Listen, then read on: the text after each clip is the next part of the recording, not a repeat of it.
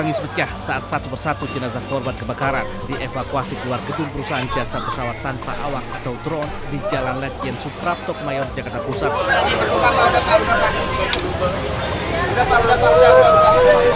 Banyak dari karyawan hingga kerabat korban tak kuasa melihat jasad rekannya dievakuasi keluar gedung. Bahkan, banyak dari mereka yang harus dibawa menjauh dari lokasi kebakaran agar mereka tak histeris.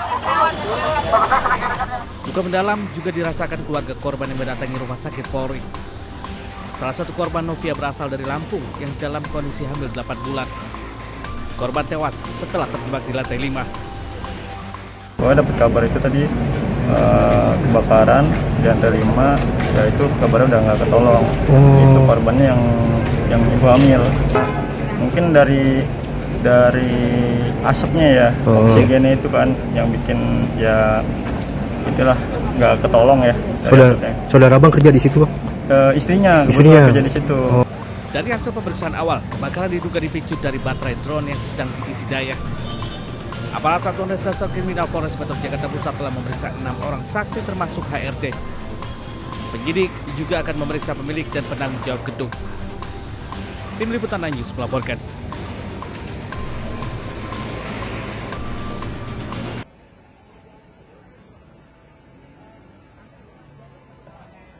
Polisi menyelidiki unsur pidana pada kebakaran gedung Teradrone di Kemayoran, Jakarta Pusat.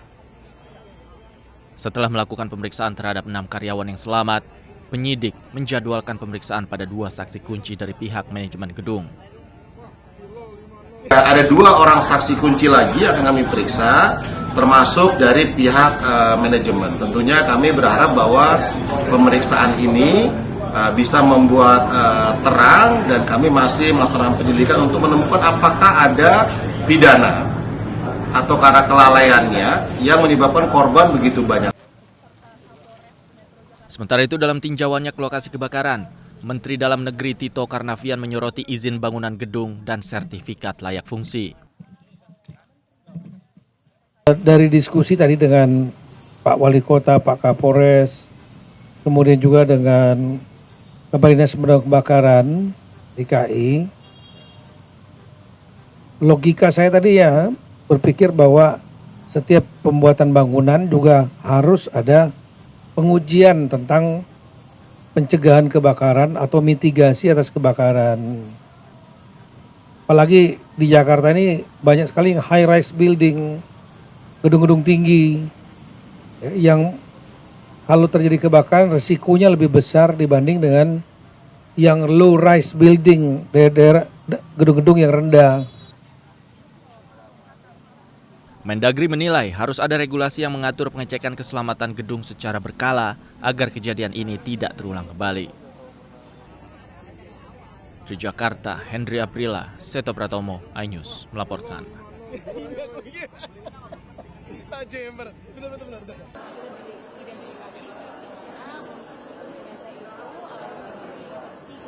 Tim DVI Rumah Sakit Polri Kramat Jati kembali mengidentifikasi 7 korban meninggal dunia kebakaran di perusahaan drone Kemayoran, Jakarta Pusat. 7 korban meninggal dunia yang telah diidentifikasi terdiri dari 5 perempuan dan 2 laki-laki berusia antara 18 tahun hingga 40 tahun.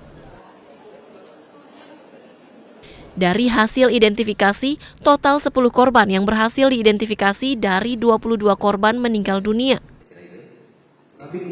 Bidokes Polda Metro Jaya, Iden Polda Metro Jaya, Forensik FKUI, dan Forensik Odontologi UI telah melakukan pemeriksaan terhadap 20 kantong jenazah. Jumlah korban yang dilaporkan oleh keluarga sampai saat ini sudah mencapai 22 orang. Kemarin malam telah dilaksanakan sidang rekonsiliasi dan telah dinyatakan teridentifikasi sebanyak 3 orang, dan pagi ini kembali kita laksanakan rekonsiliasi untuk menentukan identitas korban dan memutuskan 7 jenazah telah kembali kami identifikasi. Ini totalnya tadi malam sama hari ini ada 10 jenazah. korban meninggal dunia mengalami luka bakar sedang sehingga proses identifikasi menggunakan metode pencocokan sidik jari hingga catatan medis. Dari hasil pemeriksaan, seluruh korban yang diidentifikasi meninggal dunia akibat menghirup karbon monoksida yang dihasilkan proses pembakaran. Untuk penyebab kematian berdasarkan dari pemeriksaan staf dan para personil spesialis forensik kami itu mengarah kepada terhirupnya asap dan kemudian gas CO, karbon monoksida, mohon diulangi, karbon monoksida, ya itu dari hasil pemeriksaan, ya ada juga pemeriksaan lab sederhana yang menunjukkan mengarah ke situ. Jadi itu semuanya rata-rata mengalami, ya, tetapi itu derajat 2, jadi melepuh seperti itu. Kemudian ada bagian-bagian yang termasuk juga sidik jarinya agak susah kita ekspor begitu, karena juga beberapa bagian atau beberapa dari korban itu juga melepuh. Sementara untuk penyebab kebakaran, kepolisian masih menunggu hasil penyelidikan dari Puslap Forma Mabes Polri yang telah melakukan olah tempat kejadian perkara. Dari Jakarta, Amrina Rida, Andri Setiawan, iNews melaporkan.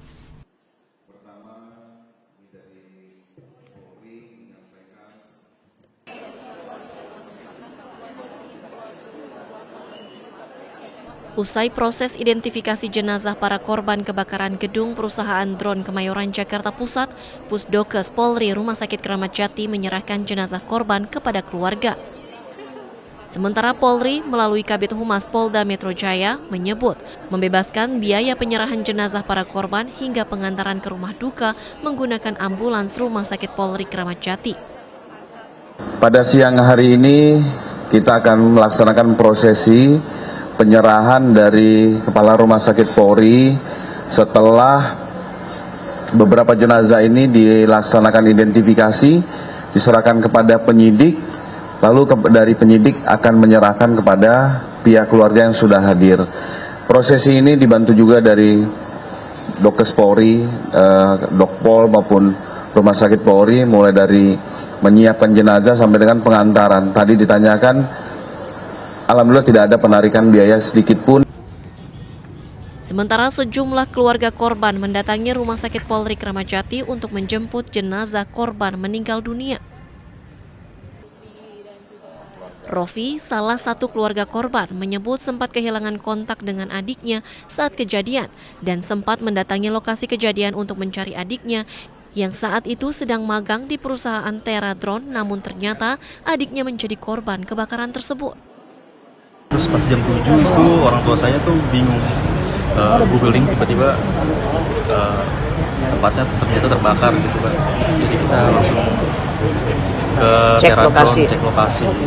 Terus habis itu ternyata dialihin ke sini karena korban meninggal. Kemarin udah lagi ngurus pengurusan jenazah. Ya, udah ngeliat? Belum ngeliat tuh belum, cuma udah tahu kabarnya sih. Rencana mau diambil? Iya, hari ini langsung. Berapa tahun sudah kerja di Teradron adiknya? Kenapa? Udah berapa tahun? Itu masih magang. Masih magang? Sekitar 2 bulan. Oh, baru 2 bulan? Iya. Usai penyerahan dokumen secara simbolis, keluarga langsung membawa jenazah dengan menggunakan ambulans untuk dibawa pulang dan dimakamkan. Dari Jakarta, Amrina Rida, Andri Setiawan, iNews melaporkan.